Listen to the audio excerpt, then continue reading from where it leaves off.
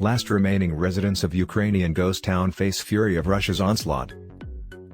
Time is running out for residents in a Ukrainian ghost town facing the fury of Russia's onslaught. Nadiezhda and husband Yurii live in a cellar and cook in the yard where they buried a neighbor killed by a blitz. Son man Jerome Starkey inside the destroyed House of Culture in Lysychansk Credit, News Group Newspapers Limited.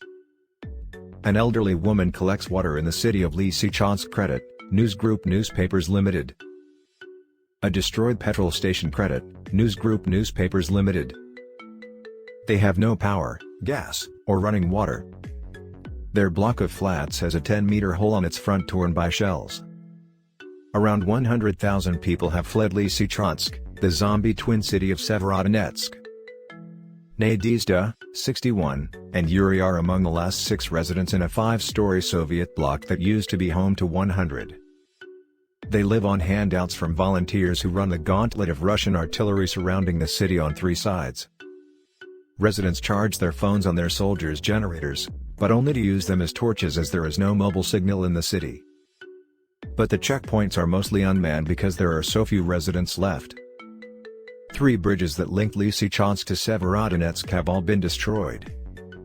This is nearly as bad as Mariupol, Nadiezhda said, referring to the siege of the southern port with left up to 20,000 dead. I've lived here all my life.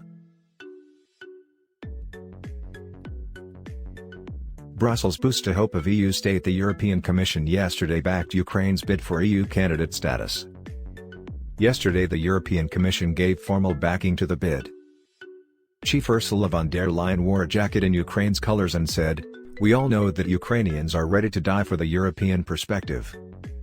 He thanked Ms von der Leyen for the Commission's historic decision and said he expected a positive result at the June 23 to 24 summit.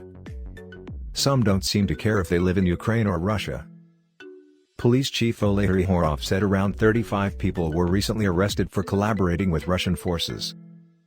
About 30 to 40 people brave the road each day. At least 4 people were killed and 7 others injured in airstrikes after they left. Nadiezhda gave us her son's mobile number and said, "Please tell him we are still alive."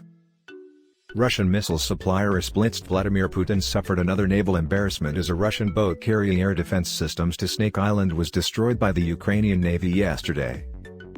It said the Vasily Bek was being used to transport ammunition, weapons and personnel to the island, which is vital for protecting sea lanes out of key port Odessa.